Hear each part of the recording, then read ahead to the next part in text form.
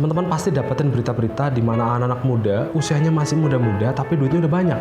Usianya masih sangat belia, ya bahkan kadang-kadang masih SMA juga. Tapi udah punya banyak duit teman-teman sekalian. Tapi apakah benar mereka itu adalah seorang entrepreneurship?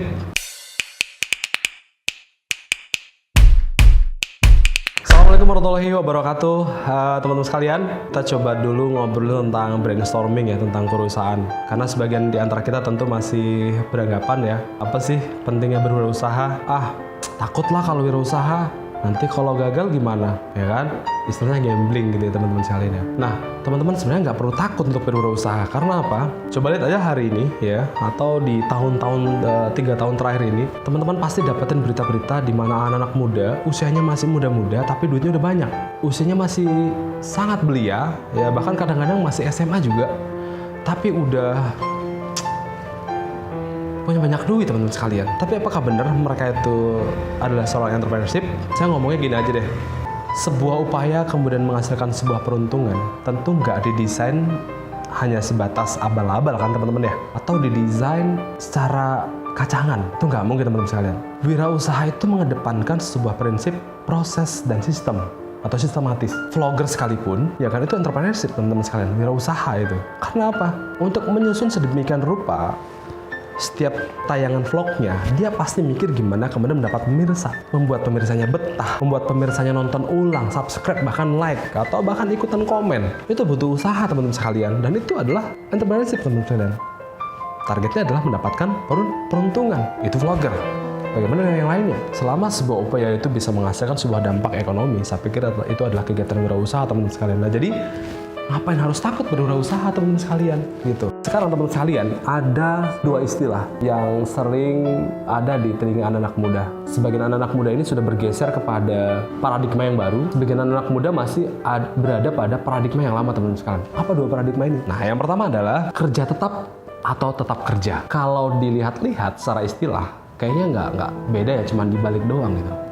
Tapi coba pikir-pikir, beda nggak artinya? Tetap kerja atau kerja tetap? Ayo mikir. Nah, ketemu ya. Kita coba bedah yang pertama, kerja tetap. Saya nggak bilang ya orang-orang dengan paradigma kerja tetap ini adalah orang-orang buntutan atau murid langsung atau berguru langsung dengan orang-orang tua mereka gitu ya, baby boomer dan generasi X barangkali ya gitu. Tapi memang ini masih ada teman-teman sekalian. Mereka adalah orang-orang yang berparadigma lebih suka gantung ya, hidupnya itu kayak parasut. Enggak juga gitu, karena itu juga sebuah upaya produktif untuk bisa menghidupi diri mereka gitu. Jadi itu sah-sah saja mau tetap kerja atau kerja tetap gitu. Nah, cuma saya nanti coba ingin bagi paradigma ini, mudah-mudahan ini bisa membantu teman-teman dengan kondisi yang kita miliki, kita bisa berhasil seperti apa nantinya. Nah, jadi kerja tetap itu meminta kita untuk memberikan waktu kita secara penuh di perusahaan atau pada satu pekerjaan itu. Teman-teman bayangin ya, hari-hari kerjaan kita ya begitu. Namanya kerja tetap, berangkat pagi, pulang sore. Pakai Finger nggak? Sebagian besar masih pakai Finger. Saya nggak bilang waktu kita tersita dalam sebuah pekerjaan, tapi bagaimanapun itu adalah sebuah karya teman-teman sekalian, nggak boleh dinafikan juga, dan itu juga bermanfaat bagi kita gitu. Saya cuma ini ajak teman-teman untuk milih yang mana gitu maksudnya. Yang kedua adalah tetap kerja teman-teman sekalian. Apa sih bedanya gitu? Udah kelihatan kan? Gitu. Kalau kerja tetap kan meminta teman-teman untuk bekerja sehari-hari pada bidang itu ya, dan bekerja pada ritme waktunya sudah ditetapkan, ada perusahaannya gitu. Ada mempekerjakan. Kalau tetap kerja, yang penting teman-teman produktif aja setiap hari. Yang penting setiap hari teman-teman ada hal yang bisa dilakukan, ada tindakan-tindakan produktif yang bisa memberikan dampak ekonomi buat teman-teman sekalian. Masalah gajinya berapa, teman-teman sendiri yang menentukan. Beda kan sama kerja tetap. Kalau boleh pilih, ya pilih yang mana? Kalau saya sih saranin dua-duanya. Kenapa dua-duanya gitu? Ya hari ini banyak kok perusahaan yang memberi kita ruang untuk kita juga bisa bekerja paruh waktu gitu ya. Tapi entrepreneurship tidak bisa ngomongin paruh waktu teman-teman sekalian gitu. Karena apa yang diminta dari entrepreneurship totalitas ya kan? Karena kita diminta untuk konsisten selama 3-5 tahun sehingga benar-benar branding itu bisa berdiri dan naik di publik gitu. Konsumen kenal. Gitu kira teman-teman tentang kerja tetap dan tetap kerja.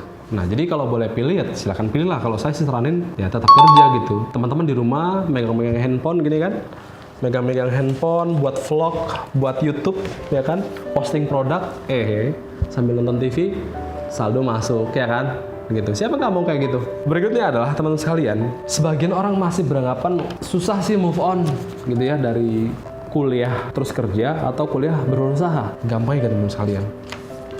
Kenapa orang itu kemudian merasa juga sulit untuk membuat keputusan berusaha? Karena takut gagal, karena mikirin modal, karena mikirin produknya apa ya.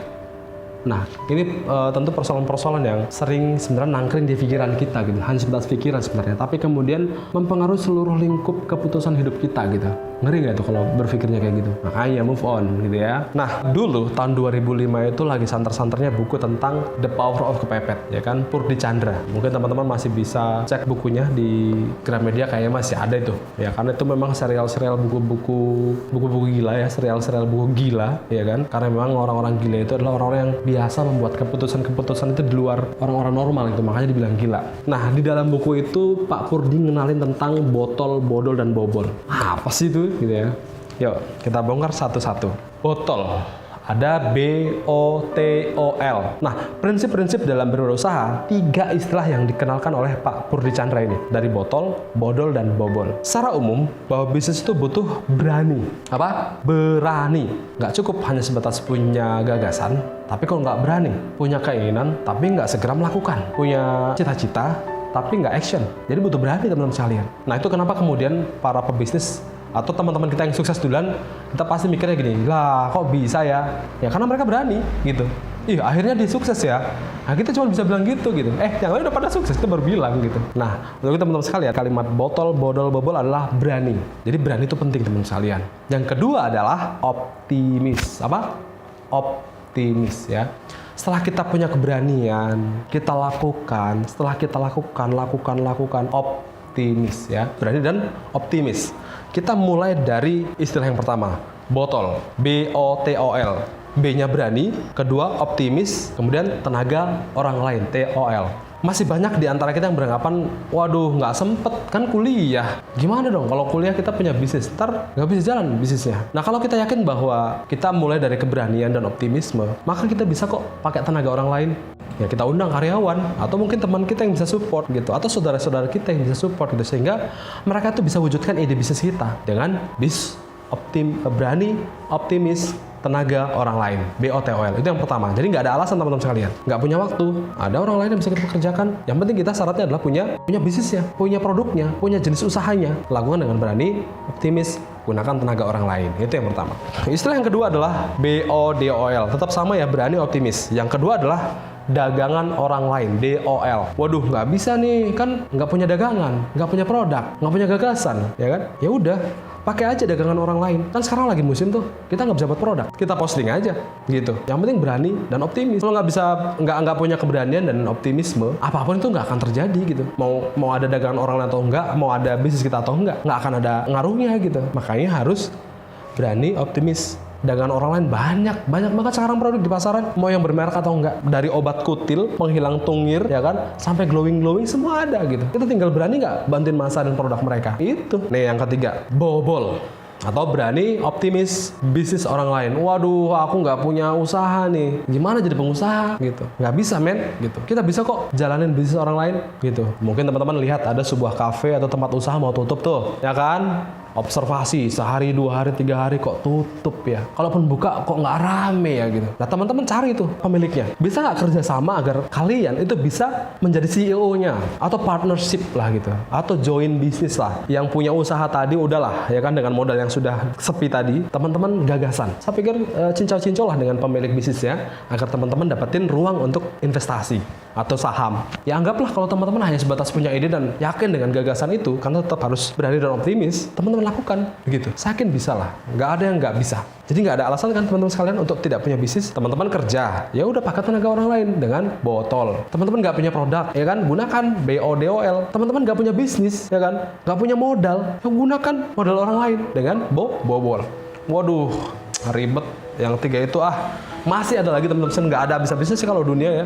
Yang berikutnya adalah dropshipper. Teman-teman nggak usah cari alasan atau nyala-nyala ya, karena memang sebenarnya secara prinsip bisnis itu adalah sesuatu yang sebenarnya enak-enak saja dilakuin. Apalagi di zaman ini teman-teman pegang handphone ya kan, everyday, every time ya kan, yang bisa gunakan untuk menghasilkan keuntungan. Dropshipper itu tanpa teman-teman modal loh, tanpa teman-teman ngeluarin modal gitu. ya kan? Cukup cari suppliernya siapa, ya kan? Teman-teman posting, ya kan? Orang beli, teman-teman terima duitnya, ya kan? Orang terima barangnya, teman-teman nggak terima barangnya, nggak pernah gitu, nggak pernah ketemu barangnya malah, tapi dapat untungnya, nggak mau, wah rugi dong gitu. Nah jadi teman sekalian, paradigma kerja tetap dan tetap kerja saya pikir sudah jelas ya dari dua ritme itu gitu. Dan teman-teman dapat insight dari obrolan yang simple ini ya. Mudah-mudahan kita bisa ketemu untuk ngikutin coaching-coaching bersama saya di ruang Entrepreneurship and Career Development atau PKK UMA di kampus 1 tentunya. Nah, jadi teman sekalian, sudahilah alasan-alasan kita untuk kemudian ya kan, anxious ya kan, sudahilah gitu. Karena banyak alasan juga untuk buat kita jadi pebisnis. Kalau kita punya banyak atau orang-orang punya banyak alasan untuk tidak punya bisnis, harusnya kita juga bisa bangun banyak alasan untuk punya bisnis. Karena sesungguhnya adalah cuman kita yang pandai beralasan. Kalau alasan kita untuk menjadi bisnis kuat, maka akan ngalahin 1000 alasan sekalipun untuk kita tidak punya bisnis. So, take action. Assalamualaikum warahmatullahi wabarakatuh.